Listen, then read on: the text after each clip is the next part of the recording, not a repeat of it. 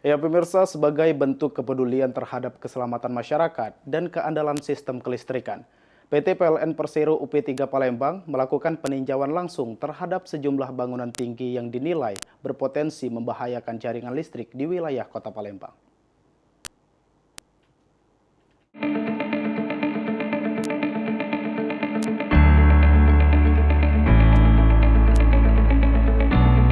Program yang berasal dari donasi pegawai PLN ini bertujuan untuk membantu warga kurang mampu agar dapat menikmati listrik secara mandiri di rumahnya. Manajer PLN WLP Pagar Alam, Isweni Dahlia Sari mengatakan, program ini merupakan bentuk kepedulian PLN untuk menghadirkan manfaat langsung bagi masyarakat.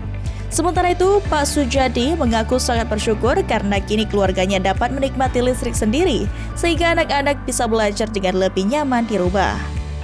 PLN berharap program ini dapat membantu meningkatkan kualitas hidup masyarakat sekaligus menghadirkan kebahagiaan bagi warga menjelang Idul Fitri.